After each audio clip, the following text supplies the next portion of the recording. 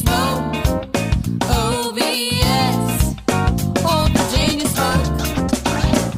This podcast is brought to you by the Kansas City Barbecue Store, the official provider of barbecue supplies to listeners of Pitmaster. Happy New Year to all you barbecue maniacs out there. It's January and it's cold, but barbecue season is starting all around the country, and you don't want to miss out on this discount from the Kansas City Barbecue Store. From smokers and fuel to rubs and sauces, the Kansas City Barbecue Store has everything and anything you could possibly want. Make the Kansas City Barbecue Store your one-stop shop for all your outdoor cooking needs.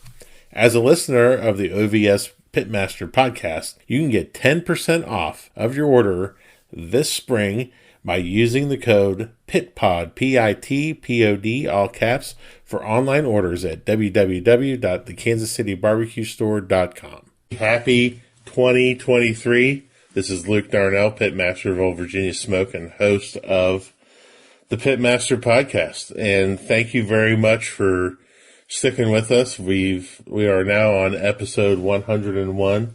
We took a little break around the holidays, and it's been a good break, but now we're back, and we're going to do part 2 of the interview with moi, with myself. So, we've got with us again our producer and hetero life mate, Chris Sedanka, up in Hello. Maine. How you doing, Hi. bud? I'm doing great. Happy New Year, my friend. Happy New Year. Happy New Year. Barbecue season just got started, too. It just started rolling in Florida this past weekend. How'd it go? Well, I wasn't there. I ended up not going. I had some other stuff going on that precluded me from going and cooking with the boys. And I feel really bad about not going because it looked like a great time. They had a great time. I missed seeing them. But I just had a lot of shit going on, and Life happens, man. life happens, and unfortunately I couldn't do it, so I will make it up to those guys somehow. But yeah, it's the Southern Swing is rolling, and we'll see where this goes and see what's going to be in store for barbecue in 2023. All right. Well, I'm looking forward to part 2 here. I feel like with the first part, we kind of buttered the roll, but now we're ready to really roll in here. I know you, as I said, roll again, as I know you'd like to get some fun opinions out here. So we're just going to jump right into it, my friend. Butter your bread. Let's do it. What's missing in competition barbecue? What's missing in competition barbecue? Wow, you're starting off hard this morning. Oh, we're going. This is going to part 2 is going to be hot, man. I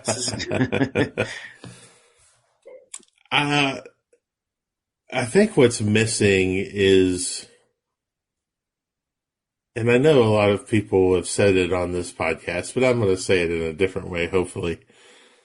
I think what's missing is the sense of community, the sense of helping one another, the sense of encouragement. I think there's this new trend of ultra competitiveness and win at all costs, and some stuff that really wasn't there before, back in the day when we started. And I know I'm sounding like an old crony at this point, but it used to be you were in your cook and you did your cook, but you cheered no matter what. And now you're seeing these, I don't know, rivalries pop up, and these tense situations between either teams themselves or teams from a different, geographical area. And it never used to be like that. Everybody, you went to barbecue contests to make new friends, and if you did well, great. If you didn't, you cheered your friends on. And it seems to have taken on a more, oh man, what's the word I'm looking for? But there's just this sense of agitation and sense of competitiveness. And I mean, I know what it comes down to. It's because everyone has access to way more information. Everybody feels the need to put their opinion out there on social media. I've said it 1,000 times that social media, whenever they do an autopsy on our society, it'll be social media that is the main reason that things imploded. And also people take this hobby of ours incredibly seriously. Incredibly serious. It's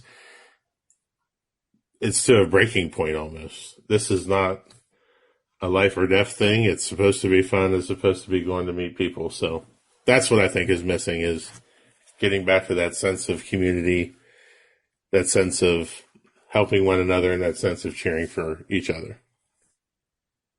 Is it to a point where you think it can't return to what so many, like you said, so many guests bring this up? I mean, essentially everyone we talk to has some sort of take that's similar to what you just said. And I just wonder, what's it going to take to kind of shift it back to where it was more fun, it was more entertaining? And I'm not trying to take the competition out of it, because competition's important, right? Like, it's Sure. Why you're there. You want to win. And I don't think anyone's saying that, but at the end of the day, this is still a bunch of dudes and ladies getting in a backyard and just grilling and having fun, right? Isn't that the whole point? That's my cat's fight. That's the whole point. And I think to get back to it, you'd have to see a seismic shift in the infrastructure of barbecue contests. Right now, if you put on a barbecue contest, and you've been to a few, if you want to go and watch a barbecue contest, you're not going to see anything, because everyone's stuck in their trailer and they're doing things behind closed doors, and there's really nothing to see. And you're also, when you're in that trailer, you're closed off from other people. And I mean, we have a giant trailer, sure. And it's very comfortable and it's very nice. My favorite contests are the ones where we don't have the trailer and where we cook out of a pop-up and take the J3, and we're out there in the open and we've got the music playing and we can talk to the other teams that are around us and dance and showboat and talk shit and all kinds of stuff like that. It's a lot of fun. I think if you start seeing more contests go that route, I think you'll start seeing some of that camaraderie come back. And it also alleviates a lot of the problems with barbecue contests, in that barbecue cooks are a bunch of needy, whiny people. We got to have power, water, and ice, and got to have 30 amp power so we can run our air conditioners and our induction burners and be able to watch TV in our trailers and sit inside and basically be a hermit. Yep. So yeah, I have a dream of putting on a contest that's 25 teams, no trailers. That's what you got. Everything's out in the open. People can come by, check it out. If you have 25 teams, you only have 4 tables of judges.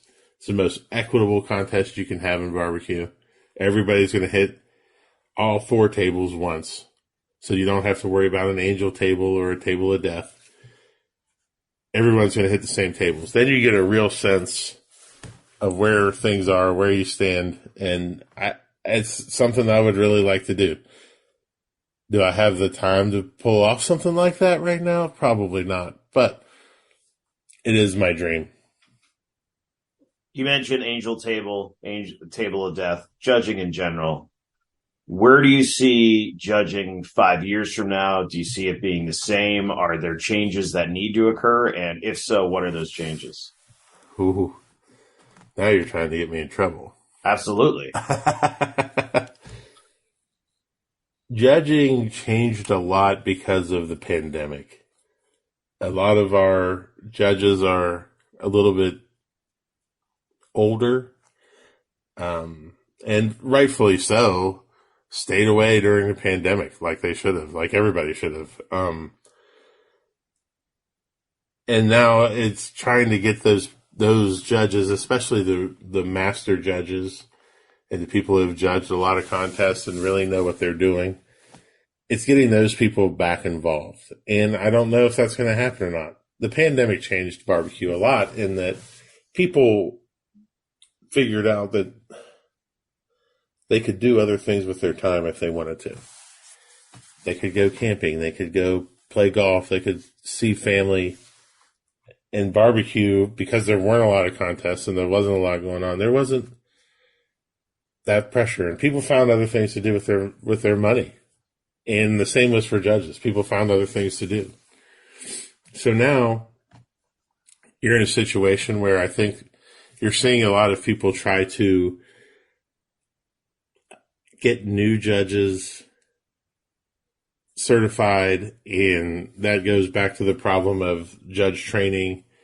And I think judge training is one of the major things that KCBS needs to address. The judge training course is something where you go and they're basically showing you things and giving you food that you would never ever have at a barbecue contest. Everyone is so good now. You're never going to see people using red tip lettuce or only putting 5 pieces in a box. And that's what they're teaching you at their class. They're not teaching you about the actual food and what it should be. And I kind of make it a point whenever I'm around anything that's like that. I go and I talk to the group of judges, and the people teaching the class generally hate it because I go in and I tell them, this is not food that you're going to get at a barbecue contest.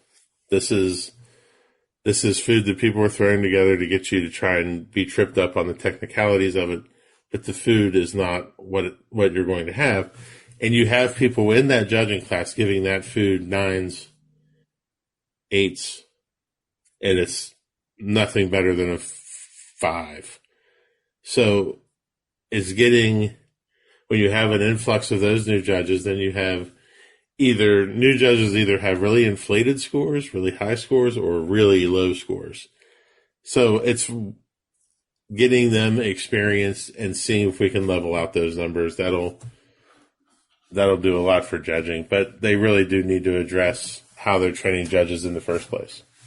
How beneficial would it be if a cook essentially went through a whole process of cooking, and for the judge to, during one of those judges training classes, how beneficial would it be if a cook was part of that? It'd be very beneficial. I mean, the problem is cost, right? Yeah. For me to go cook a contest for, say, 24 people, could I do it? Yeah. Is the budget there from the people who are, financing the training and whatever? No. To do that, it's $1,000 like a contest. I'm going to need to cook a ton of pork, 24 pieces of chicken, at least 5 racks of ribs to put out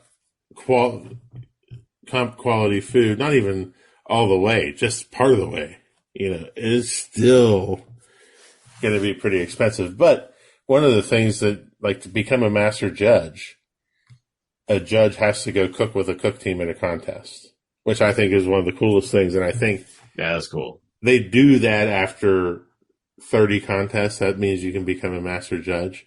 I'd like to see them do that earlier in the process, just so judges would get kind of a better feel of what goes on, how much goes into it.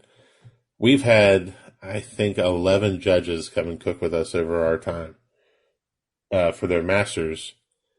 And it's great because they actually get to see what happens, and it's amazing watching them become invested in what you've done and watch them go to awards and watch them lose their shit over a score sheet. It's hilarious. It's really good. But they also get a sense of what cooks put into it. Sure. Yeah. One of my favorite sayings, and I can't remember if I heard it from somewhere or if I came up with it, so I'm just going to go ahead and attribute it to myself. But you can find 10 people in a Walmart to judge a barbecue contest. You can't find 10 people to cook one. And I know that sounds bad, but it's true. And there are other sanctioning bodies out there that basically just pull people off the street, and that's how they judge it. They teach them right there, and then those people judge. That's not good. I mean, it is what it is. Yeah. You're cooking food for people that you don't know what their tastes are. True. But that's why I think a lot of people love the KCBS format and the training that they offer. I just think it needs to be a little better. In the first episode, we talked a little bit about classes and classes you've taken. Now that you teach classes, how much do you think that has influenced your cooking for a positive standpoint, or maybe some negative aspects? How much has me teaching influenced my cooking? Yes. We recently taught a class in December, and it's honestly the best class I've ever taught. And I really put a lot of effort into making sure that I had a really good cook. For several reasons. One, we had a full boat. We had 27 people in the room. Wow. Yeah, it was incredible. But also one of my teachers was there. And that put one of my first teachers, and that put a lot of stress on me because, number one, I'm never going to mail it in. Number two, there was a degree of wanting to show off a little bit and just show this person what I could do. And it opened my eyes up to a lot of the smaller things that I do that really make our cook really good. And I've been kind of taking stock of that since that class. The class kind of changed me a little bit. So now we're getting ready to get our season fired up. So I'm going to start practicing here and getting some new things going, trying some new products out. And I'm excited again. And it's that class kind of offered me a little bit of a rebirth in terms of my way of thinking about this and having faith in myself and what I do and that it could be successful. That's probably the biggest change is that faith. Seeing students of mine from the past 2 or 3 years that are really just out there crushing it right now. And that brings me a very big sense of joy and pride in those people that they're doing well. So it's like you have your very own coaching tree. Kinda. You can say it that way, yes. But and you're noticing that I'm not bringing up people by name in this because at the end of the day, I did nothing. Correct. Yeah. They still had to cook the food. They had to listen. They had to take the notes. They had to take what they learned from me, put it into their program. This is all their success. I'm very grateful for the people that get out there and post and say how much they appreciate everything that I taught them. That means the world to me. It means the world to me doing classes. But I'm never going to take credit for those people's success. They still have to cook it. And that's the number one thing that we teach, I can show you everything that I do, but it's up to you as to whether you can cook it as well as me or not. This podcast is brought to you by BarbecueData.com. BarbecueData.com is your one-stop shop for all of your barbecue competition data. Historical data, calls, wins, placements, everything under one roof. It's a great way not only to track yourself in the standings, but also to track how you improve your scores from year to year. Listeners of this podcast can receive 20% off of a new subscription to BarbecueData.com with the code PITPOD. That's one word, all capital letters, PITPOD, PITPOD. So check your team scores, check on others, and do it all on BarbecueData.com. For someone who listens to this program, maybe they've heard you and guests talk about classes over the last couple of years, and maybe they're trying to get interested, but they're really just not that sure.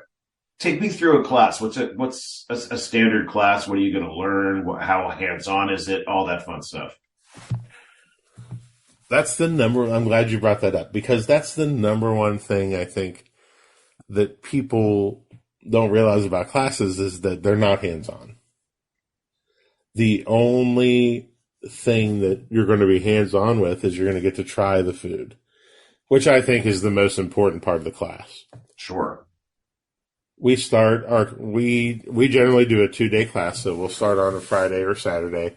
We'll start in the early evening with meat selection, meat trimming, and we'll talk about what we're looking for at the store when we're buying food, how we prepare that, how we trim that meat at home, because that having the meat trimmed and knowing what you have before you show up at a contest, to me, is one of the most important things you can do. You don't want to show up there with a piece of meat you don't want to cook, because then you're already screwed. So we go through that. We go through our injections and our brines for all the meats, and we talk a lot about mindset, making sure your brain's in the right space.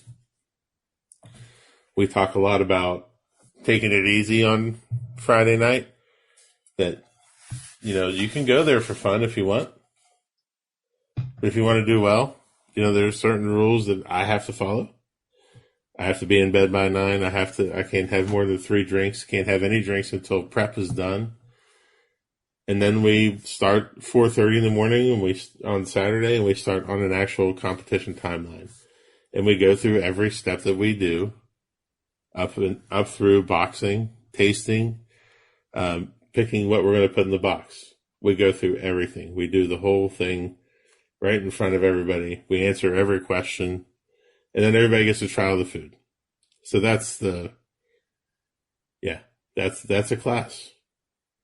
What did you kind of feel is the most difficult thing to learn in competition barbecue, whether it be cooking a meat or, like you just said, and we talked about this obviously in the first episode too, kind of understanding what it takes on a Friday night, what the prep is, just overall, what are some of the most difficult aspects of cooking? Getting the right tenderness is the number one thing. It's the key to success. It's the key to getting good scores.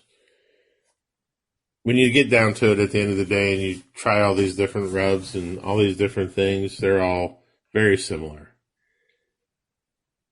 And it's really just getting that tenderness right. Not using anything offensive and getting the tenderness right.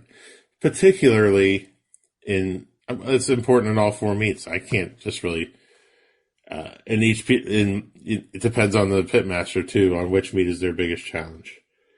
And figuring that out, and it takes a lot of practice. It takes a lot of reps. And that's the number one, that's the hardest thing to do, is to do that and to keep your brain in the game. That's the number one thing too. Say you turn in chicken and you're not real happy with it. You got to let that shit go. You got to move on. You've got 3 more meats and you're not out of the game. So you got 3 more meats to go. So get cracking. Get your mind right. How does KCBS keep people? How do they keep the retention up? How are they making sure that competition barbecue will continue to be a healthy competition for the next couple decades or for the next generation? I think they're coming out of a tough period, as everything is. Everybody likes to, pandemic, but it's true, pandemic. And I think KCBS is now on a really good path, especially with Rod Gray as the CEO. And just getting the organization modernized a little bit in terms of its communication to its members, its back end, and making sure the judging and the rep stuff is all going well. And I think they're really moving. They're going to have some pains and they're going to have some growing pains, but I think especially having someone as knowledgeable about competition barbecue as Rod in charge is really going to be beneficial to everyone as a whole. And I know there's a lot of people, especially judges out there, that are like, "Oh no, there's a cook in charge." And yeah, I'm sorry, there's a cook in charge. Right? It's good. It's good that there's a cook in charge. Let's get things right. Let's start building. Right now, we're at the bottom of the bell curve, I think, in terms of participation, number of contests. But again, you're seeing barbecue coming back on TV, which is great. It's great exposure for the brand and for the hobby. And I think we're on the uptick. And it's just keeping that messaging going and keeping it positive. How do you think competition barbecue should build off of the television success? Because to your point, like I can have a conversation with friends who have never even thought about going to a competition barbecue, or a barbecue competition, excuse me, but they'll religiously watch everything on television. Yeah, so how does that translate between the two? Sure. Like, how do you build off of the momentum, or how does competition barbecue build off the momentum that they get off of the television shows? Or how should they build off the momentum, I guess I should say. I think by being a little more public with what's going on at the contest. We already talked about that a little bit. And I also think having incentivize your cooks to do like demos and teach people stuff that they can use in their backyard to make better food. Having those demos, having food that they can taste is a big deal. And I know there's all sorts of rules and regulations around health departments and all that stuff, but surely there's a way where you could have a contest with 25 teams where you could take the food that you have left over and people could try it. There's got to be a way to figure that out. And I think once you get people, if you can get people in that door, then I think you'll see a larger group of people that want to become judges. I think you'll see a smaller group of people that'll want to actually be cooks. And I think that's the doorway in. It's a big challenge. And I mean, back to your original question, there has to be an incentive to get people from the couch to the contest in terms of barbecue being on TV. That's what we got to figure out. All right, before we get to the rapid fire, I know a lot of people have been waiting for this. What does your future hold in barbecue? Wow. That's funny you bring that up. I spent a lot of time on this question. In terms of the business of barbecue, I want to continue to grow our brand, especially here locally. I want to start doing some more creative things. It's fine just being in the catering and the vending business, but I actually think that I'm capable of doing a lot more and doing a lot more creative stuff and a lot more smaller stuff that's higher end. And I also want to keep increasing how much I teach. That's something that really brings me a lot of joy. It's a lot of fun. I love it seeing when people take our recipes and cook them and then post on Facebook. It's so good. Especially around the holidays, seeing people make prime rib and turkey and taking everything that I showed them and applying it at home. That's the big payoff. That's where the future is. In terms of competition barbecue, this is probably going to be a slower year for us just because of the business and a lot of things going on. There's a lot of fun things scheduled for this year. Going to Memphis in May this year for the first time. Can't really say much more about that, but I will be there and will be part of a team, and I'm pretty excited about that. Never been. And coming back up to Vermont and hopefully doing Harpoon, that'll be a fantastic fantastic trip. It is always such a great time because I know I'll get to spend a lot of time with you. That's always a lot of fun. Heck yeah. And hopefully the girl will be there. I love her. Mom just had a birthday, didn't she? In December, yes. Yeah, She did. That's awesome. That's awesome. And yeah, that's continuing to explore some different parts of the country and do some different things. I still want to make it down to Texas. I would love to go down there and cook a CBA contest. My friend Fred Robles has put together his own sanctioning body, and he's done a great job. And I also just want to go down to Texas and I really want to, try some of the restaurants down there. I've been there a couple of times, but now that I'm in the actual restaurant business, I want to go down there and want to try some stuff and taste some stuff and do some different things and cook some different contests. I love cooking against Texans. It's one of my favorite things to do. And I love it when people come in after they've had our brisket and they're like, man, that brisket's better than anything I had in Texas. And I'm like, I just go, I know. And they always look at me, and I think it's funny because I think the Texans would think that would hear me say that, and they would think it was funny. So. It's pretty great. That's pretty great. Well, no, it's exciting, man. And it's been exciting for me to kind of watch your progression through this over the last decade and, how much it's become your full life, like whether it be professional and personal, because again, you talk to all these guys and all these pit masters, all these gals, and it's just incredible to see.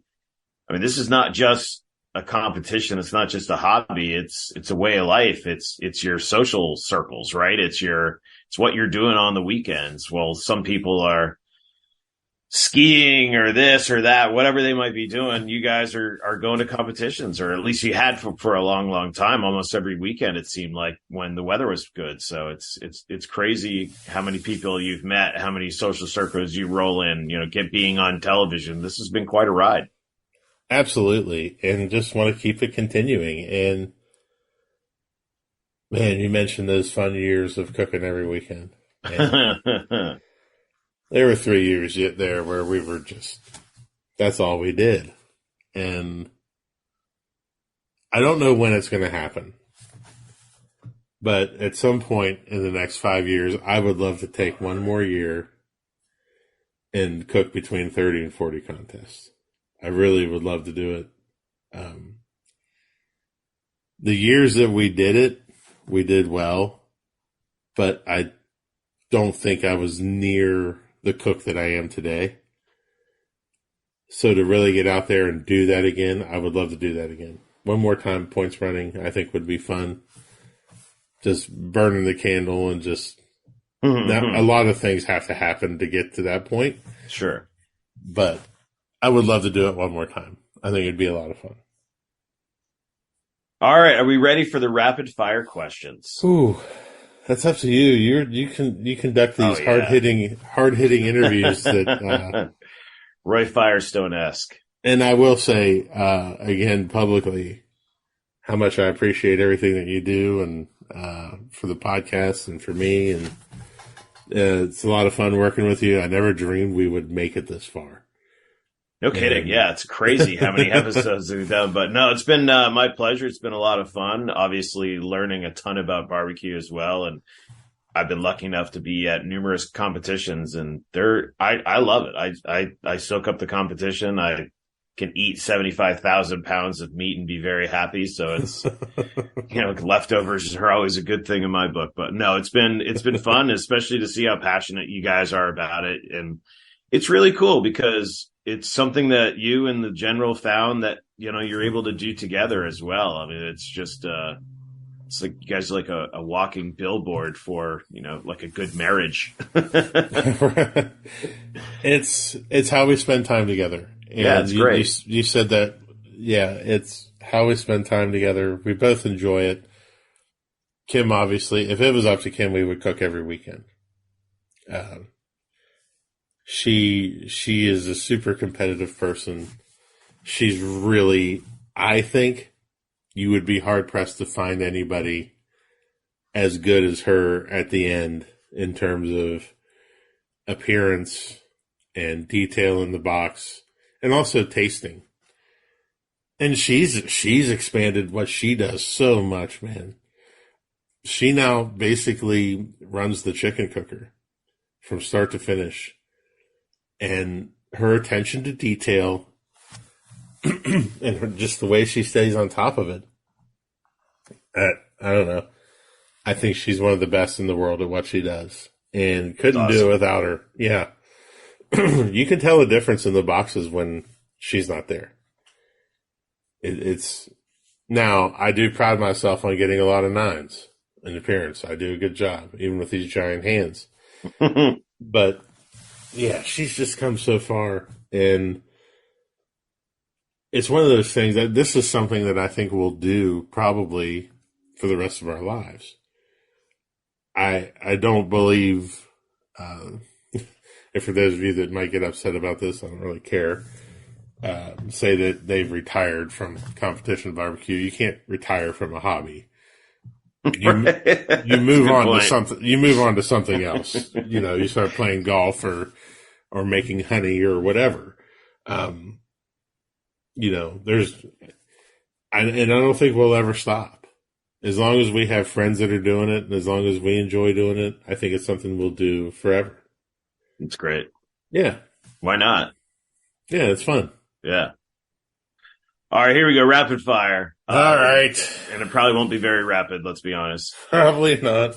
What do you see about barbecue on social media that upsets or bothers you? And I can actually just change this. What do you see on social media that upsets and bothers you? Because I know how you feel about social media. Wow.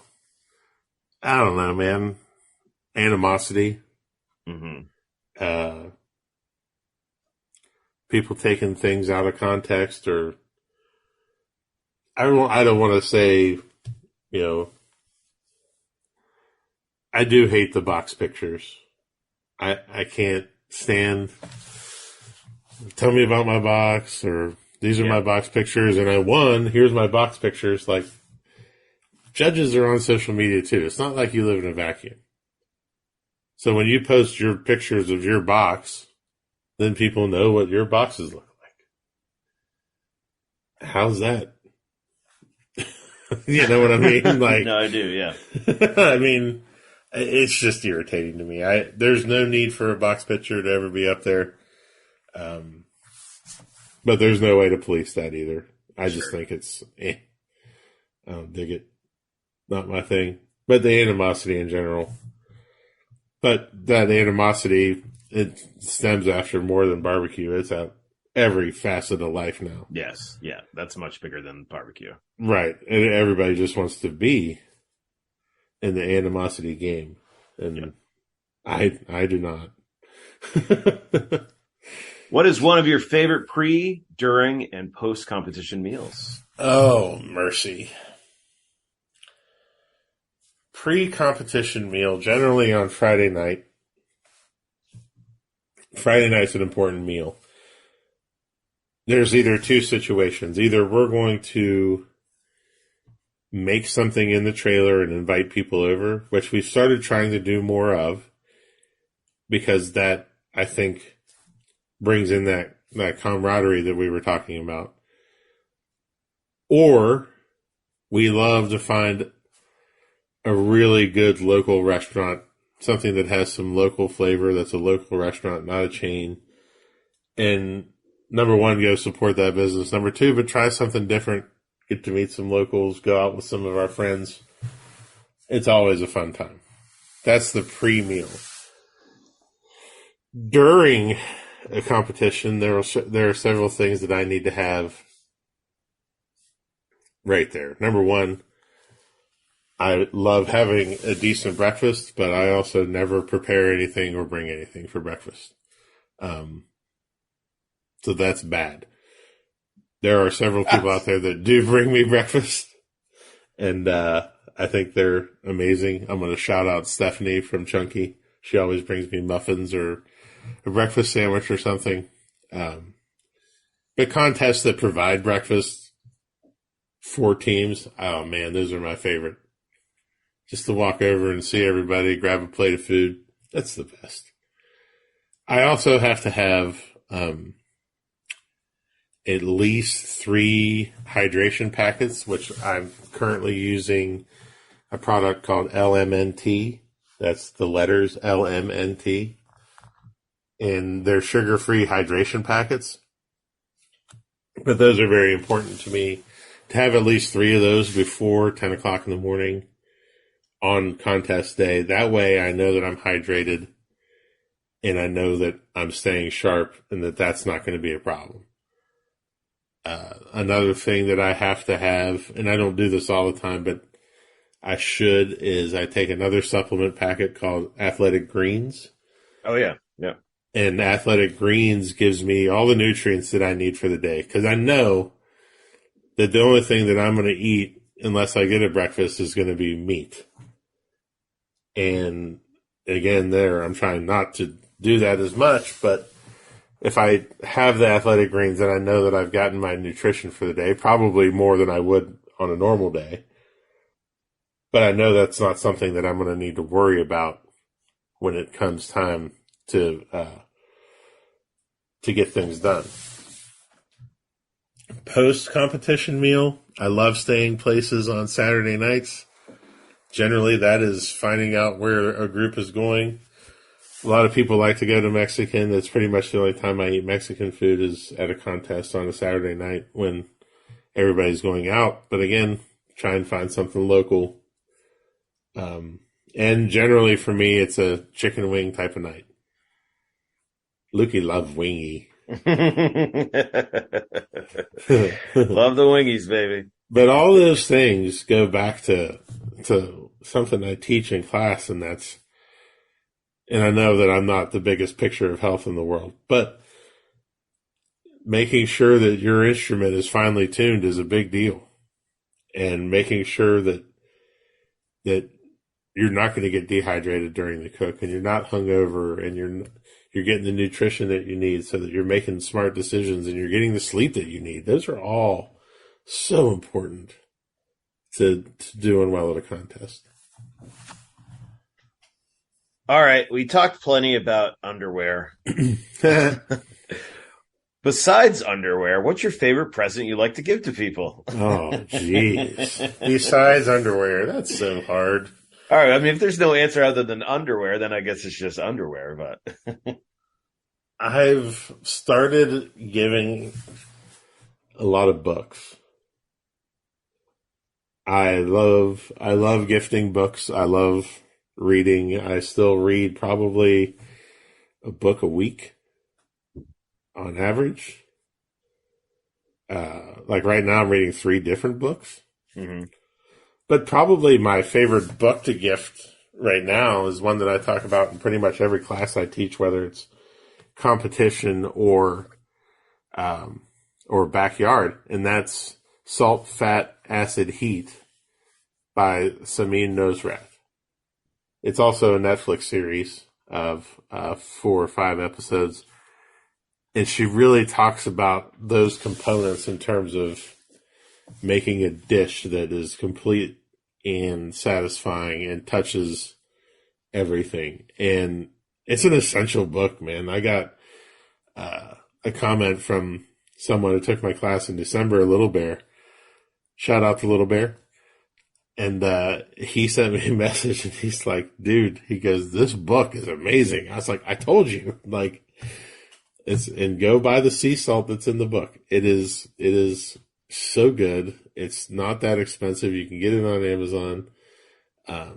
And that book changed my life. And actually, I was looking through Netflix yesterday, had kind of a down day yesterday, and I thought about just watching all those, but I didn't. But I might do it today. I don't know. If I got time this afternoon, I might watch all 4 episodes on Netflix. Might read the book again, just to reinforce a lot of things about cooking in general that I think she's brilliant. Mm-hmm. And that's a book that I have gifted now probably over 20 times. And people were like, yeah, that's great. You gifted a book. I'm like, yeah, People should read more. Right? Yeah. What's wrong with that? People should read more. People should know how to write in cursive. God forbid. I love handing notes to my kids in the trailer that are written in cursive and they can't read them. It's hilarious. What's wrong with you? Like, we never learned that. That's such a crime. Do they just not teach cursive anymore? No, they don't. Do they teach you how to do a signature? Man, I really believe we're like 4 weeks away from people just marking an X like they used to do back in the 1800s. Yeah. Right, like in the cartoons back in the 60s. Now you just do it on a screen. I really wanted to create another side gig business of basically teaching people how to write. Well, I mean, the dumbing down of the American culture is a story for another day. That's a whole nother podcast. Yes, it is. Yes, it is. If you could have a gigantic billboard anywhere with anything on it, what would it say? It's funny because I've anticipated this question for a long time, and my friend Rick Hamilton, who I cook with a lot, and he's become one of my best friends, and both he's great in the business part of this and the competition part of this. He does a speech at class when he's there about being a teammate. That is fantastic, and I would love to get him on here to do that. But he so far he has shunned the spotlight of the podcast. And he always talks about this question, and so my answer basically comes from him, but it basically sums up the way I feel about a lot of things, and that is, you're not alone. And what I mean by that is many different things. You're not alone. Meaning, if you're struggling or if you have problems, you're not alone. There are people that are out there that will be there for you and help you and can guide you through the fog. You're also not alone when you're driving. Use a turn signal. Let somebody in. You know, you're also not alone in a grocery store when you're standing in the middle of an aisle and you're just talking on your phone and you're not letting anybody by, but because you're there and that's what you're doing. But you're not alone. When you're walking into BJ's or a Costco and there's 10,000 people and you see somebody you know and you stop in the middle of the aisle and then you get hit by a cart because you're not supposed to stop there, just realize that you're not alone. Every action in this hyper world that we live in has a reaction, and it generally affects somebody other than yourself. So just be more cognizant of that. That would be my message of you're not alone. Final question. What does the future hold for this podcast? Oh, boy. Future of the podcast. Episode 101 has been, just to say that we're at episode 101 is pretty awesome.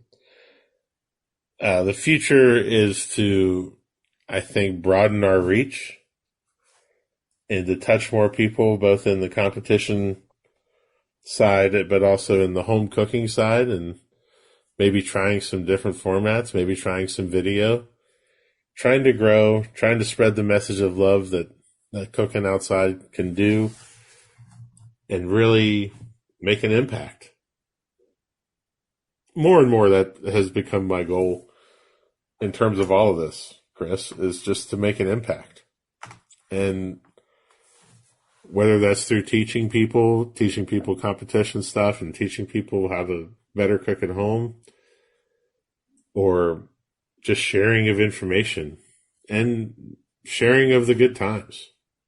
You know, everyone needs that. Sure. Because they're not alone. See what I mean? It all comes back to that. That's great. It all comes back to that. Man. That was very good. It's like that was set up. It wasn't, though. I know. That's true. That's a very good point. Anyways, well, thank you, man. That's great to share finally your thoughts on these questions that that you put together a couple of years ago, and it's great to hear. It was great to hear pitmasters throughout the last few years getting their take on every little aspect, it seems like, of cooking, and now to have a couple episodes of your takes on this stuff. It's wonderful, and it's eye-opening, and it's, for me, someone who's followed your career, like I said earlier, someone who's followed your career for the last 10 plus years. It's been fun to see how much it's influenced you, and now the influence that you have on others when it comes to cooking and outdoor cooking and just being a model human being. So it's just great job, man. Congrats on 101 episodes here, and look forward to the next 101. Thanks, man. And thank you again for all you do. And can't wait to hopefully see you again soon. And Yes, sir. It'll be good stuff, bud. Thank you for listening to Pitmaster, an Old Virginia Smoke podcast. Be sure to subscribe and like the podcast, rate the podcast, and to share it out with all your friends. Also, be sure to check out the Old Virginia Smoke YouTube channel as well. Tune in next week for another great episode of Pitmaster. For companies interested in advertising, please contact Old Virginia Smoke directly via www.oldvirginiasmoke.com. Pitmaster, an Old Virginia Smoke podcast, is edited by Chris Sedenka. Pitmaster, an Old Virginia Smoke podcast, is a property of Old Virginia Smoke, LLC. Old Virginia Smoke.